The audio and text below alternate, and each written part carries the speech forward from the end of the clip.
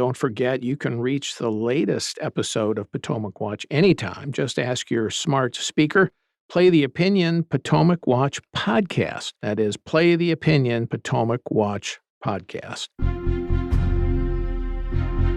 From the opinion pages of the Wall Street Journal, this is Potomac Watch.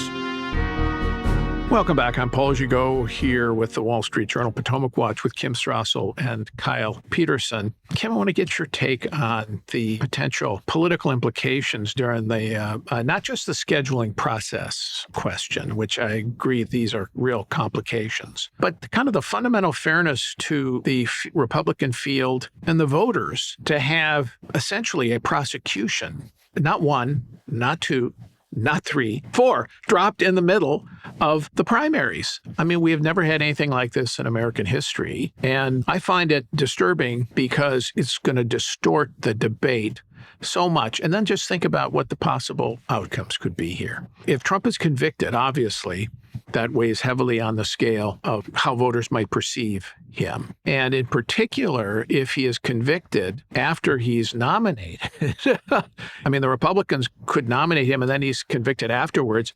And that really weighs on the scale of the general election. That's sort of an ideal circumstance for Joe Biden. But then just think about this possibility. What if you get that he's acquitted, possibly, or there's a hung jury because there's one juror who says, I don't like this, and has essentially jury nullification. You get a hung jury. We can have another trial right away. And what impact does that have in reinforcing Republican skepticism that this is a political prosecution? Yeah, it's fundamentally unfair. And why, by the way, the Department of Justice for decades and decades and decades were counseled, advised, exhorted by the Attorney General to move cautiously when it ever came to political cases, because we were trying to avoid situations just like this. And I do put a far more bit of the blame on Joe Biden's Justice Department, because if you look at two of these cases, Alvin Bragg in New York and Fani Willis, these are far left prosecutors bringing cases that by any measure, and if you listen to legal scholars, are stretching the boundaries of the law. And much of the public would have put that down to overzealous local prosecutors with cases that may or may not prove to be much of a threat. The appointment of Jack Smith was something entirely different, especially because, look, let's understand, special counsels never come in and just say, oh, well, I did a good job, and now I'm going to step away and not file any charges. I mean, we may have that in the case of Robert Hur, the man who's investigating Joe Biden because it's a Democrat. But for the most part, special counselors, they want their scalps, right? So the minute Merrick Garland decided to name Jack Smith, we were headed down this road. And it's the Department of Justice's cases in particular that are creating that situation of unfairness, injecting politics into the Republican primary race and fundamentally likely into the general election. And I think we need to have a big discussion, debate, and reckoning over that. Kyle, I guess you disagree with us on this. It's a big belly flop into the political scene. The challenge is just that a lot of this is brought on by Donald Trump's own behavior, his behavior with these classified documents, keeping them, refusing to give them back to the archives when asked in the face of a federal subpoena, then apparently, according to the recent superseding indictment, sending some of his staff down to Mar-a-Lago to seek to delete the security camera footage to cover that up. And remember, that was what prompted the appointment of the special counsel in the first place. Merrick Garland, when he came into office as Attorney General, did not seem inclined to pursue the January 6th and 2020 election behavior as a criminal matter. He seemed inclined not to go down that road. And it was Donald Trump's behavior with these documents that got the special counsel appointed in the first place. And so I think it's a difficult moment. Again, I think that's why it is so incumbent on these Republicans who are opposing Donald Trump in the Republican primary to make the case that if Republicans don't want to win the 2024 election, the way to do it is to nominate a guy that independent voters are going to see as somebody who spent most of 2024 sitting in a courtroom. Well, they haven't been willing to make that argument so far. I suppose your argument would be, Kyle, that the timing of these trials now gives them the opportunity, I guess you might even say obligation, to do so. But I don't know what the reaction of the Republican electorate might be. That's the imponderable here. And I think that there's going to be a strong impulse among a lot of Republicans to say, yeah, Merrick Garland's gets a political prosecution, Joe Biden, whether or not it's accurate or not, that Joe Biden wanted to see this happen. And so we're going to push back on that. But let's move on here to some of the reactions to the polling after the presidential debate last week. There was one intriguing result. An Insider Advantage poll found that Trump had fallen a few points down to 45% support, still a healthy lead over Ron DeSantis at 18 and Nikki Haley popping up to 11. But both Haley and DeSantis got a nice bump out of the debate. This belies the argument that it was shrewd for Trump to avoid participating in the debate, Kyle. The risk for him is that a Trumpless debate stage reminds people that there are Republican candidates who can get on stage together and in a relatively civil manner have a debate about policy, about the direction the country should go, about abortion policy at the federal level or not at the federal level, about foreign policy and aid to Ukraine. And it may remind people who are sick of the drama and everything that came with the 4 years of Donald Trump in office that this is what the Republican Party used to look like and used to sound like. And there are options that they can vote for other than Donald Trump. The challenge, though, is that you still have Trump at close to 50% of the vote, and he can still fall a long way while maintaining plurality support. So I went back and looked at the 2016 New Hampshire primary, and Trump won that with 35% of the vote.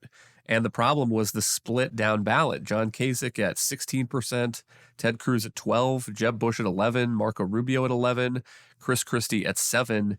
And that is the kind of fracture that we're seeing now in the polling between the Trump rivals. And so the question as we get into fall is, are some of these people going to decide that there's no sense in coming in third in Iowa or fourth in New Hampshire, that for the good of the party, for the good of the country, that their best move is to get out? And that's a hard thing to do after you've asked people to donate their money, after you've spent all those nights in the Holiday Inns. But I think that's the question they're going to face here before we get too far down the road here. Well, yeah, I agree with you. The people who did make the debate stage last week should get out already. They don't have the support. I would argue that Hutchinson and Burgum, maybe they get one more debate and that's about it. But if you're Haley, if you're DeSantis, if you're Pence, and if you're Tim Scott, you probably want to give it a little more time, see what can do. You've raised a lot of money. But the threshold question is Trump vulnerable, Kim?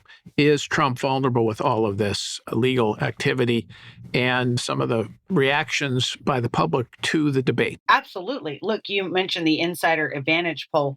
We had another one out today, an Emerson poll that showed almost the exact same dynamic going on. This was one that had Trump a little bit higher in its prior polls, but he was down 6 points to 50%, down from 56%.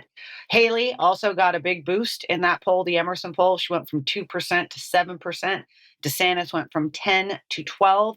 Pence went from 4 to 7. Vivek Ramaswamy, which is interesting, what all of these polls have been showing in the debate and going on is that he seems to have attracted a lot of attention, but attracted a lot of bad attention too. And he's kind of stayed exactly where he was in the polls.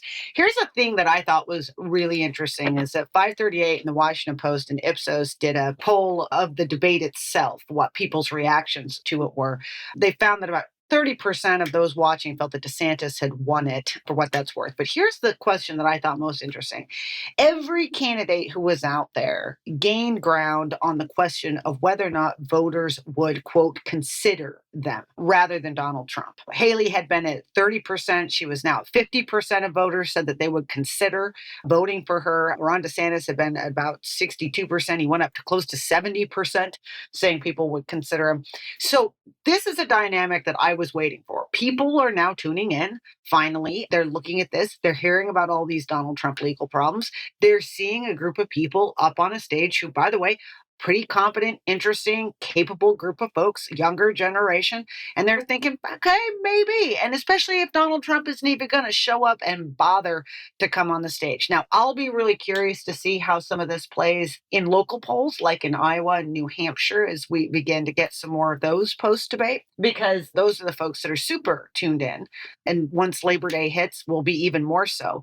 But I think it was a huge mistake that Donald Trump didn't go. I think it'll be an even bigger mistake if he refuses to go to the second one. And I still think there is plenty of opportunity in the months ahead for this party to get some momentum behind a candidate or two, see a bunch of them drop out. I think it's going to be a very different dynamic than 2016. You said Trump has already said he will not participate in the September 27th debate at the Reagan Library, right? That's what he said. Will not. He's intimating that he has no interest in even that second debate, yes. Yeah, well, he hates the head of the Reagan Library, and it's one reason he might not participate. And he thinks he was a better president than Reagan, so he doesn't want to honor Reagan either. All right, we shall see. We didn't get to Joe Biden and the Democrats today, but it's plenty of time for that. But March 4th for the federal conspiracy case against Donald Trump. Wow, what a campaign we're going to have. Thanks to Kyle. Thanks to Kim.